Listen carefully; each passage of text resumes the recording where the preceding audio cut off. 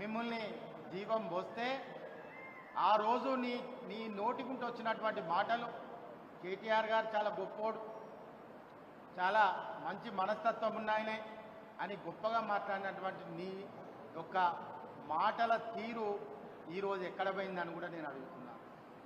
ఆ రోజు నీకు తెలవలేదా కేసీఆర్ కుటుంబం గురించి, కేటీఆర్ కుటుంబం గురించి? మరి ఆ రోజున కేటీఆర్ కుటుంబాలు నీకు పనిచేసినాయి కానీ ఈరోజు కనబడతలేదా? వాళ్ళ క్యారెక్టర్స్ తెలియదా? తెలియంది ఎట్లా బీఆర్ఎస్ పార్టీ బీఫామ్ మీద నువ్వు కాంటాక్ట్ చేసినావు, ఏ విధంగా 5 సంవత్సరాలు కొనసాగినావని కూడా ఈరోజు మిమ్మల్ని అడగడం జరుగుతున్నది. కేసీఆర్ కుటుంబానికి ఒకటే తెలుసు, వేలాది లక్షలాది మందికి ఉపాధి కల్పించడమే తప్ప, కుటుంబాలను నిలబెట్టడమే తప్ప, కుటుంబాల యొక్క తాలిబొట్లు తెంపే సంస్కృతి కేటీఆర్ కుటుంబానికి లేదని కూడా ఈ సందర్భంగా నిన్ను అడగడం జరుగుతున్నది.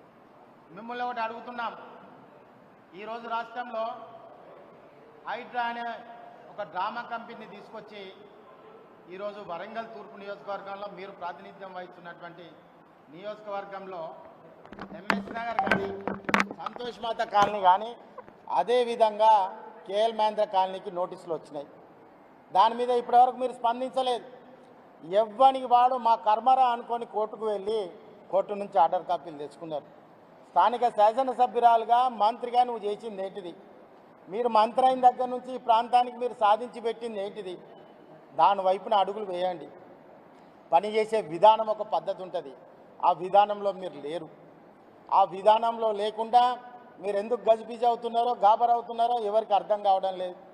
ప్రజలకు అందుబాటులో లేరు, అదేవిధంగా పరిపాలనలో కూడా ప్రాపర్గా లేదు, అదేవిధంగా మీ మాట తీరు కూడా బాగలేదు. మరి వాళ్ళ కేటీఆర్ అంటే ప్రపంచవ్యాప్తంగా పేరుగాంచినటువంటి నాయకుడు, భారతదేశం గౌరవించే నాయకుడు. ఇవాళ రాష్ట్రంలో ఆయన యూత్ ఐకాన్, వేలాది మందికి సాకారం చేసినటువంటి నాయకుడు. మరి అటువంటి వ్యక్తిని పట్టుకొని నేను పెద్దదాన్ని అవుతానని నువ్వు అనుకుంటే మాత్రం ఆకాశం మీద ఉమ్మితే, సూర్యుని మీద ఉమ్మితే నీ మీదనే పడుతుంది తప్ప ఎవరి మీద పడదు. ఇవాళ భారతదేశంలో వైవాహిక జీవితంలో ఒక గౌరవం ఉన్నది భారతదేశంలో. అటువంటిది మామకు ఫోన్ చేసి కోడలను పంపమనడం, అదేవిధంగా కోడలను పంపే పద్ధతి మామకు ఉంటుందా? ఎటువంటి మాట్లాటలు మాట్లాడుతున్నారంటే, ఒక మహిళగా సమంత గారు ఈరోజు నన్ను ట్వీట్ ద్వారా వేడుకుంటున్నారు, నన్ను లాగకండి అని వేడుకుంటున్నారు. ఎందుకు ఆ పరిస్థితి వచ్చింది? ఇవాళ ఎందుకు ఆ పరిస్థితులు తీసుకొచ్చిళ్ళు? మీరు కూడా మహిళనే కదా, ఎందుకు అగౌరవపరుస్తున్నారు? మా పార్టీ నుంచి మాజీ మంత్రివర్యులు హరీష్ రావు గారు వారు చాలా స్పష్టంగా చెప్పారు, మా సోషల్ మీడియాలోనే అది నిజంగా కూడా చింతిస్తున్నాము, అది ఏ విధంగా జరిగిందో వాళ్ళ మీద చర్యలు తీసుకోండి, మేము కూడా చర్యలు తీసుకుంటామని కూడా వారు చాలా స్పష్టంగా చెప్పడం జరిగింది. కానీ మీరేం చేశారు? మీరు దాన్ని బోడగుండుకు మోకాలకు చుట్టి దాన్ని ఇంకా తిప్పుతూనే ఉన్నారు. మీకు పని చాలా ఉన్నది. మీకు మహిళలకు ఇవ్వాల్సిన 2500 ఏమైనాయని మిమ్మల్ని అడుగుతున్నాం. అది ప్రభుత్వంతో కొట్లాడి తీసుకురండి. అదేవిధంగా తులం బంగారం ఏమైందని మిమ్మల్ని అడుగుతున్నాం, ప్రభుత్వంతో కొట్లాడి తీసుకురండి. అదేవిధంగా మహిళా వృద్ధురాళ్ళు ఉంటారు, వాళ్ళకి 4000 ఇస్తా అన్నారు, అది ప్రభుత్వంతో కొట్లాడి తీసుకురండి.